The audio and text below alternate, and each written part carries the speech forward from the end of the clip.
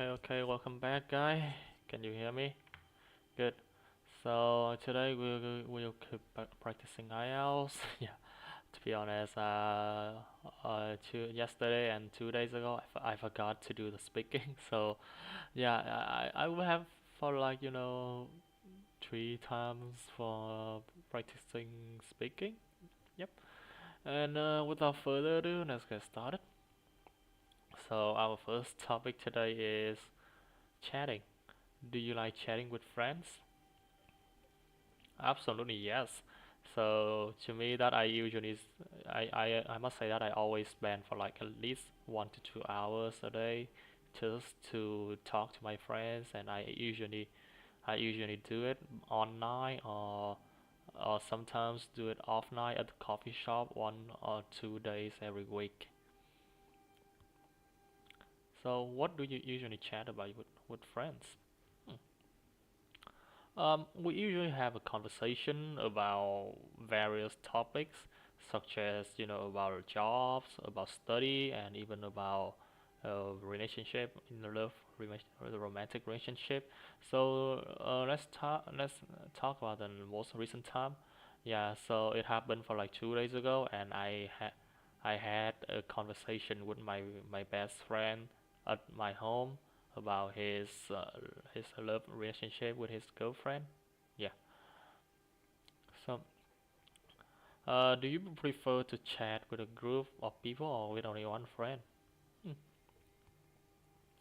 Hmm. Um, I would say that I would go for the former. Sorry, I would go for the latter because to me, talking with one friend will deeply connect the relationship between me and the friend of mine.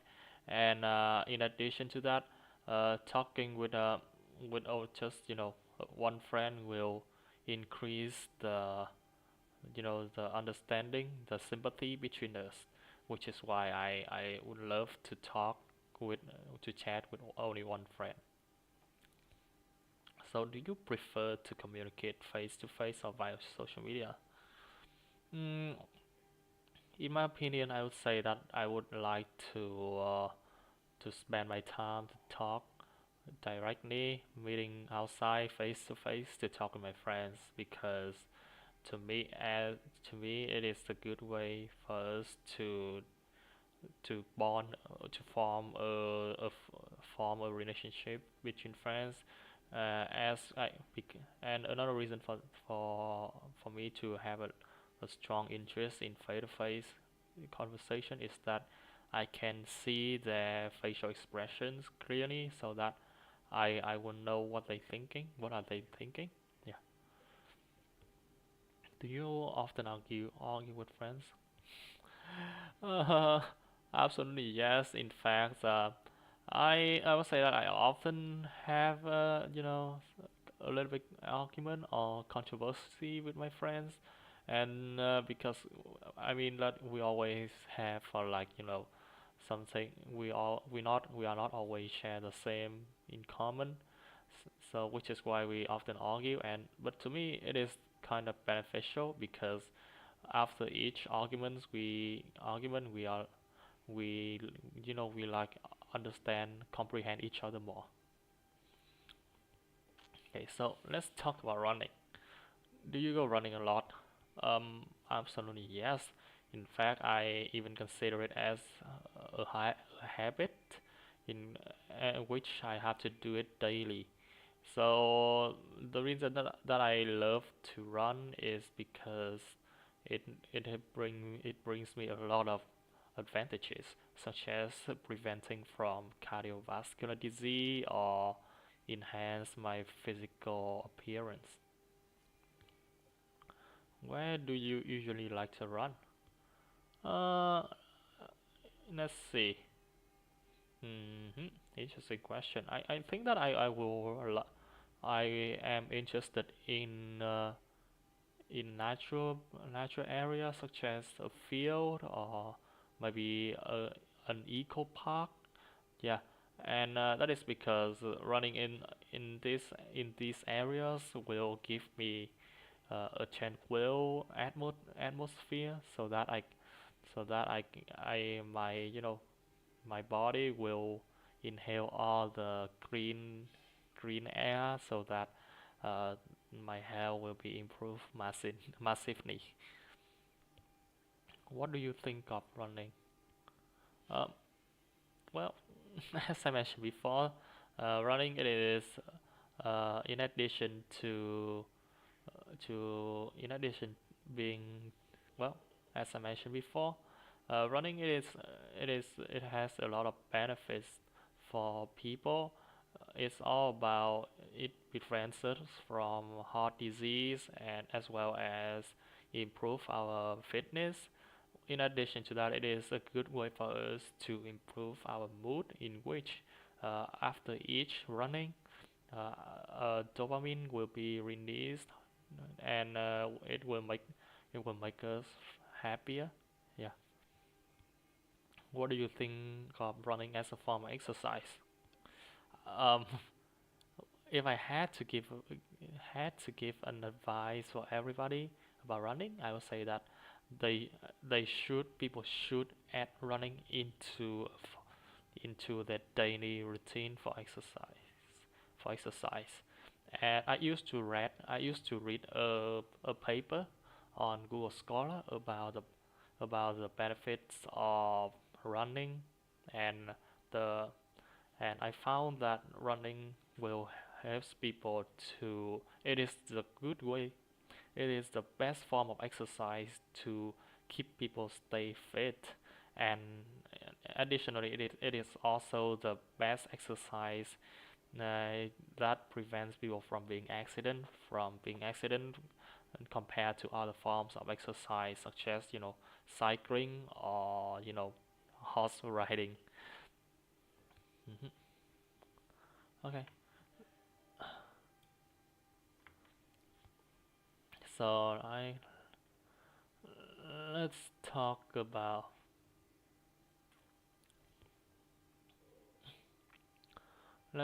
about map. Do you often use map?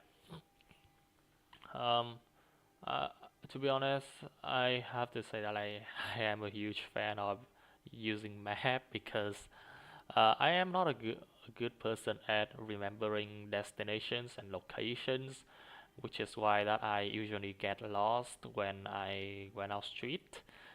And to me, that using a map is like a compass. I consider using map as a compass that leads me to my wanted destinations. So what's the differences between mobile maps and paper maps? Um, I think that the the primary difference comes from the fact that online maps or mobile maps are much more convenient than paper ones. This is because when you have to bring a paper maps, it is a huge sheet of paper that you have to carry alongside, and additionally, it is it is vulnerable. Paper maps are vulnerable, which means that if you just accidentally let a drop of water into a paper map, it might unable to use it. It might be unable to use it anymore. So who taught you how to use maps? I actually learned it by myself actually, because most of my parents or even my older brother, they are not kind of like tech savvy, which is why that they are which means that they are not like a keen person to use map online. So I learned how to use maps by myself by just going to Google Maps and and figuring out what the functions are, as well as just letting it to direct me. Yeah. So how often do you use maps on your phone? Um, well, As I mentioned earlier, I would say that I always use it when every time I want to go to new locations, and the and for example, this this area, which is I Phan Bội Châu IDP, yeah, I have to use Google Map to take me here because I am not a because I this is the first time I be here. Yeah, the first time I am here, and I do not know how to get here, which is why I have to use Google Maps. And I know and I know that even after I finish the test, I will have to use Google Map again to get home to return home. Yeah. Okay. So let's talk about volunteer. Uh, do you give do you ever give money to charity?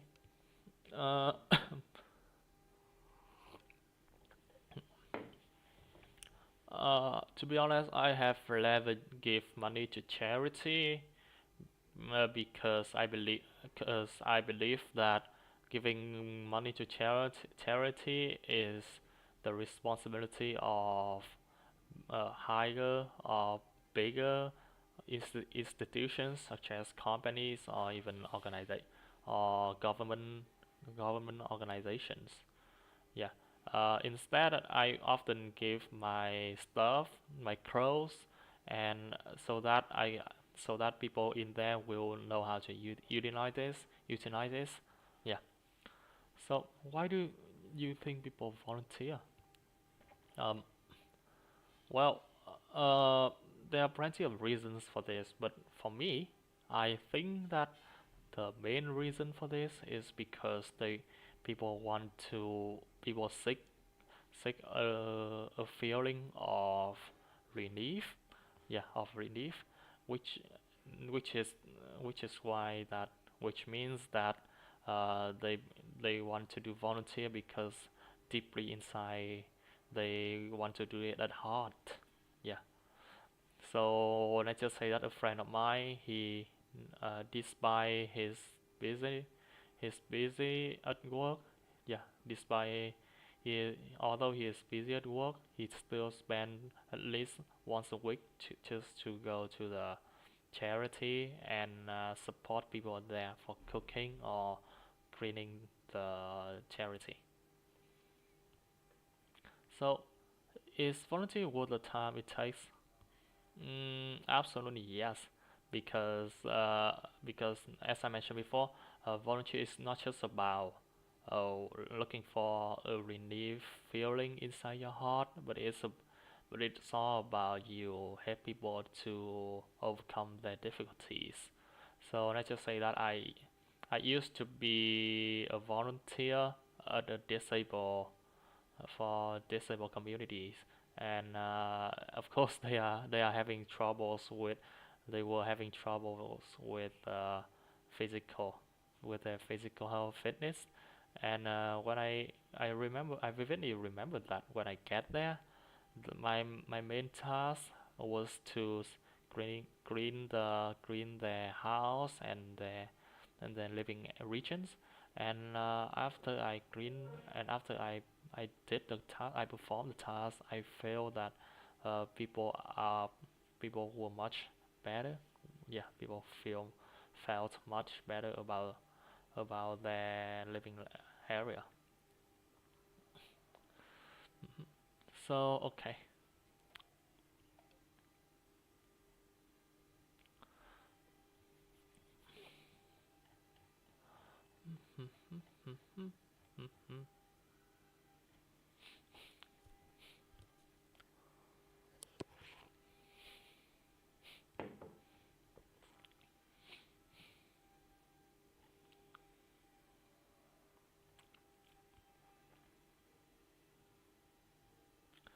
Describe a successful business person you know.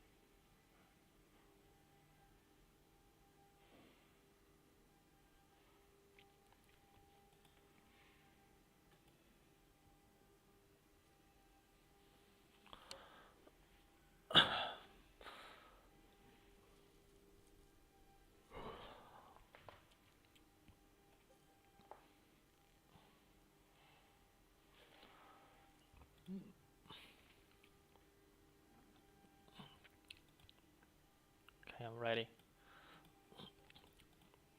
So today I am going to talk about a successful entrepreneur that I know, which is Num. Lum, he's a cousin of mine, and currently he is a CEO, a chief executive officer at his own business about education. But and his company is mainly about teaching Chinese to people so that they will be able to communicate with Chinese when they come there for studying abroad purpose or maybe even traveling. Yeah. So I first knew about his business for like 5 years ago, and he was he looked for me for asking me some advices about about how to open a business, and so I still remember that at that time I gave him some lessons, and I also some lessons and some practical ways to start a business, which is interviewing people. So currently, I would say that he is the most uh, successful businessman I know. Yeah, and I can say that his success is comes from several facts. The first fact is all about he is serious about his job. He has a good as well as he has a good discipline, and the other reason is all about he has a good professions in which he achieve has HSK and HSK 6, it is which is equal to band 9 in IELTS, and that is the good way for him to gain credibility from his customers. Yeah, and another other thing is that he has a right directions in which he know what should he do at the current time and even in the next 10 years, which is why I would say that I have a strong impression on him, on his success, on his achievement. Mhm. Yeah. So to you, what factors lead to success? um, in my opinion, I would say that there are two main factors that helps a person to become successful.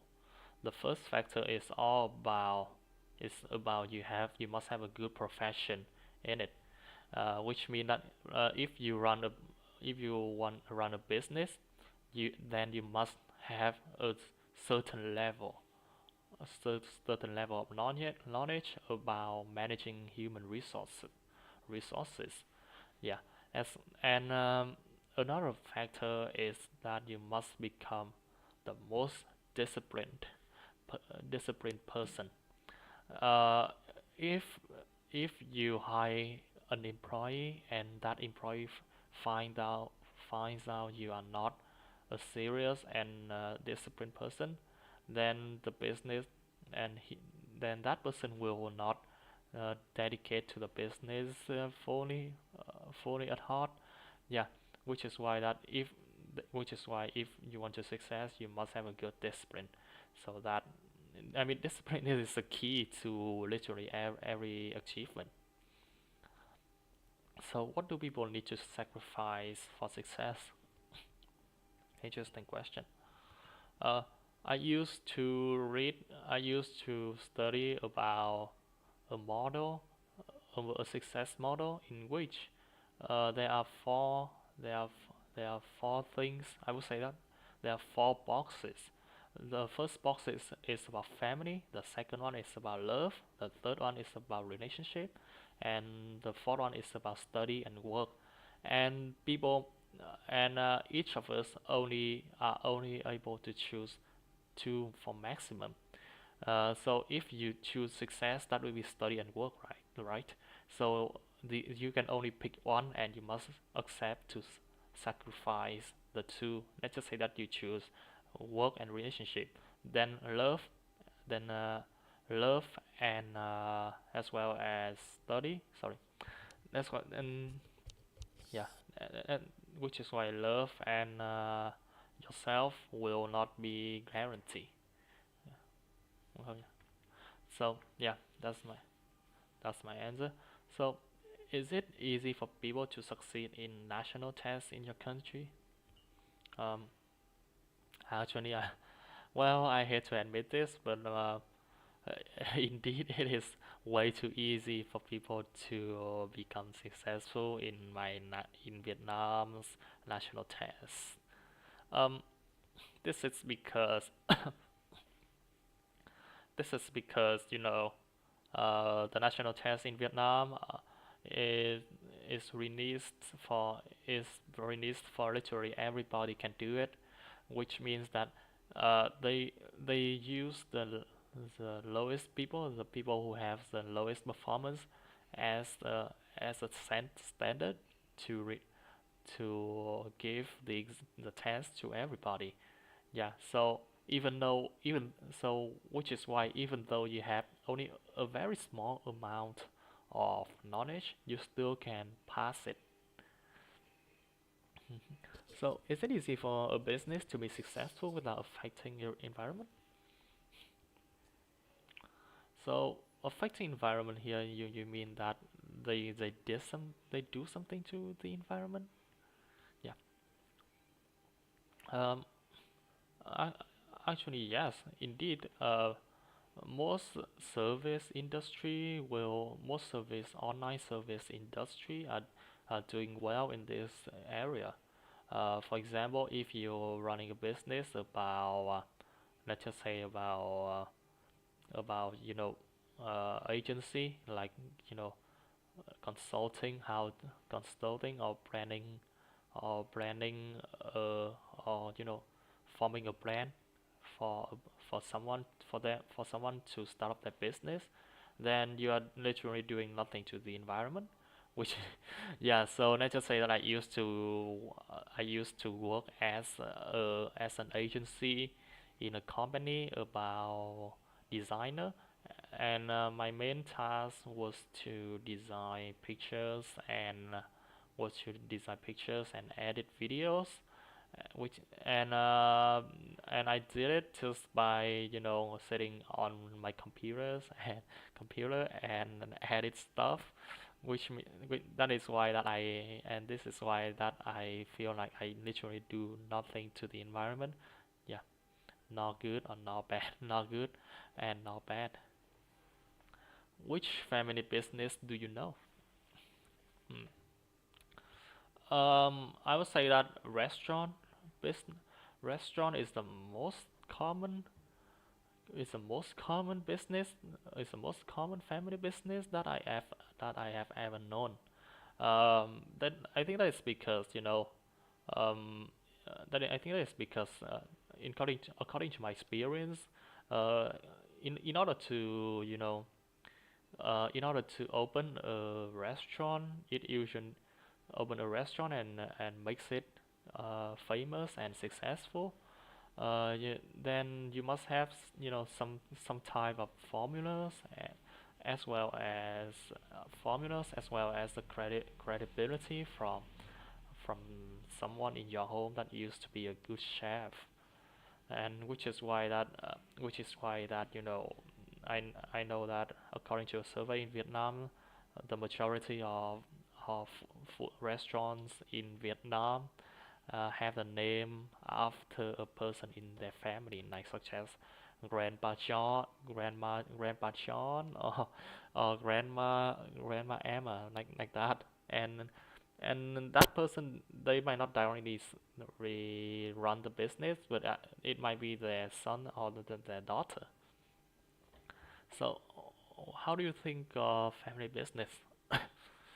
Um, I would say that it's normal to me because I believe that no matter families, business, or even corporations, they all say the same in common, which is they must run a business and they have to manage human resources as well as finance.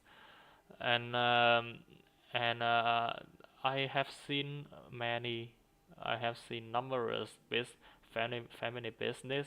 They perform well in customer satisfaction, but they perform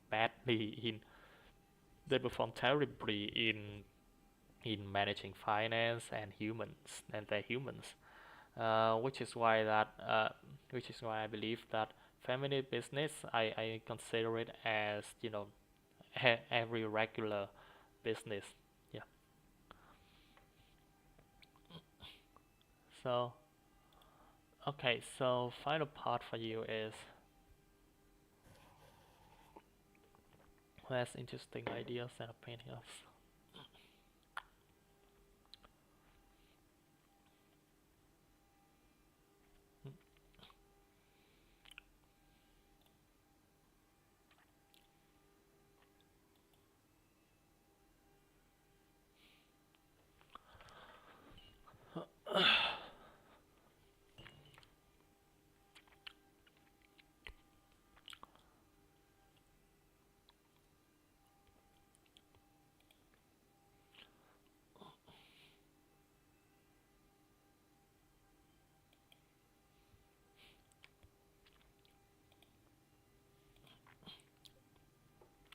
Okay, so today I am going to talk about someone who has fascinating ideas, which is Chen Luk. Chen Luk. He is a famous artist in Vietnam, uh, mostly working in drama field. And I first knew him from a movie that he participated in, and that he participated in as an actor. Yeah, and the ideas and his ideas is all about creating a black box to perform drama on there. So his black box, to me, it is different than all the drama stage. Is that you know instead of you perform the play on a stage, on a rectangular stage, you will perform it on a circle stage, and the audience will sit around you, and there will the wall, the invincible wall, which hinders the interaction between actors and audience, will be completely removed. And this his idea, give me a strong interest. Gave me a strong interest. Gives me a strong interest because it is extremely unique. That is unprecedentedly happened in Vietnam, or maybe even the world. So I used to join his stage. I used to attend his stage, his performance, and I gotta say that I have strong impression on that. Uh, and uh, the reason one of the reason that makes his his breakbox idea become unique is that at, during the during the performance, each actor will you know each actor will you know come and interact directly with audience. This will increase the experience of the customers, and will make them have unforgettable memory when they when they spend their money to go to see the performance, to watch the performance. Yeah. hmm So when do you think children start to have their own opinions? Mm, let's see. Um, I, in my opinion, I would say that when they start their puberty, when they start their puberty period, in which from 13 years old, yeah, 12 to 13 years old, and because in this time they started to be aware of their surroundings, like and they will have their ego become bigger, in which they will now know how to think of how to think and think about what their parents talk to them, and from that they will know how to they will start to form what is best for them, even though it's usually not very good. What is not very best for them at all. So take me for example, when I just got into my puberty at 13 years old, I started to, combat with I started to have a lot of combats with my mom because she always forced me to do the housework at that time, but I was kind of, I hated to do it because I find that I should spend the time to go out, hang out with my friend. But right now, when I think about it, I find that my mom was correct. Yeah. So, children's opinions influenced by their parents. Absolutely yes. In fact, children opin in fact there are even researches about about this topic in which children will heavily children ideas, thoughts, and even opinions will be heavily impacted by their parents because parents set them the culture. I would say the family cultures as well that their identities. So and from that, their opinions about the world will be heavily influenced. So my sisters, for example, uh, she is her opinion. I would say that her opinions and her decisions are usually, hasty. Are usually hasty, and this is I would say that main partly due to my dad's you know my dad, in which he is very hurry when it comes to giving decisions. So what are the advantages and disadvantages of setting rules for children? um Interesting question. So to me, that setting rules, it is just like it is the good way for for children to learn how to become more disciplined. And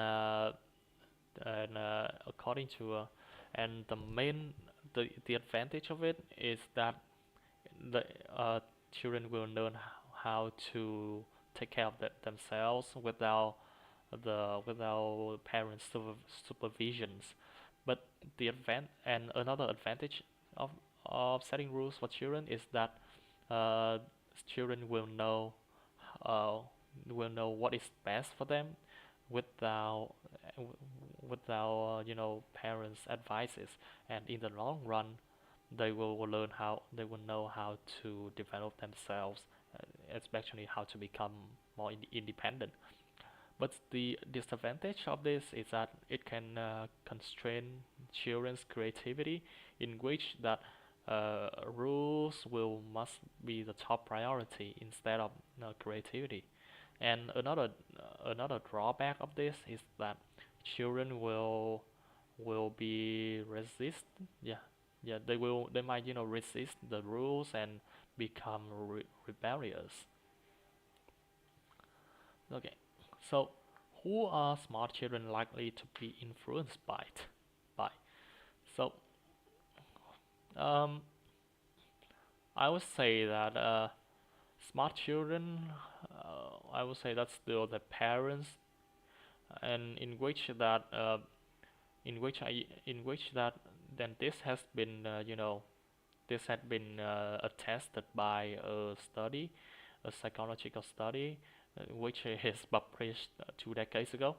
And in this study, they showed that smart children, the intelligence of the children, heavily affected by their op- decisions, in which that if parents uh, not allow if parents didn't allow them to watch TV and instead for, ask them to hang out with their friends and do some physical exercise, their IQ and EQ will be massively improved. But would be massively improved. But if the parents let the children to watch TV for all days, their their social skills will be heavily affected, such as their communication skills and their problem-solving skills. So I'll say that a cousin of mine is a good illustration for this, in which uh, he kind of like his parent very indulged him when he was 4 years old, and and consequently now he is not very good at communicating to people. So um, how do investor and philosophers come up with new ideas? Ooh, wow, that is like a very broad question. Could you mind if I have a few seconds to think? Inventor. I used to me, in my opinion, um, the new ideas mostly come from observations, and yeah, mainly come from observations. And I am a person who have a strong interest in digging into many famous inventors in history, and I started to recognize that the majority of inventors and even philosophers have the same share the same common in the way they come up with new ideas. That is the way they observed. So, as regular people like us, we often look around us and we usually have no questions for that. But for those people, which are inventors and philosophers, they when they look at the world around them, they will ponder themselves that what are they? Why do they become? Why do they become like this? And that is the and how can they process like this but not like that? And that is the way makes them to have a lot of new ideas. And so let's take Van Gogh for example. He's a famous artist, and we all know that. And the his his masterpiece, which is a starry night, comes from the fact that he sit he sit down at the he sit down at the he sit on the rooftop at night, and he look at the sky, and then he ponder himself that what if it has more stars than now than the time he's sitting up there. And then his idea comes up. He started to to draw a new ideas, which is the Starry Night, and it became one of his famous masterpieces. So, are there only old ideas from books or previous writers? Are there any old ideas? I would say no because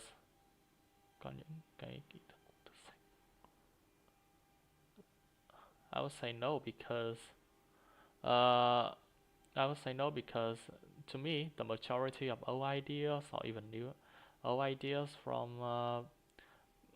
the majority of ideas is personal ideas, and no idea is I would say is old and kind of like obsolete ideas because um, it can become old in this area, but when you look at it at, at other aspect, it is a completely new aspect, a new aspect of life. So let's just say that we found we know that gravity on Earth is the main reason that we cannot fly, that we cannot jump and fly very extremely high. But this aspect, this idea, when you brings it to astronomy, it is a completely new ideas uh, in which many astronauts have shown that they can literally fly and jump very high on space without being affected by literally anything, by literally any gravity. And this is why I believe that even no old ideas from books or even writers are old. They are just old in because it is unsuitable for the area, but for one area, but it might be suitable for it might become a new ideas for another area. hmm Okay.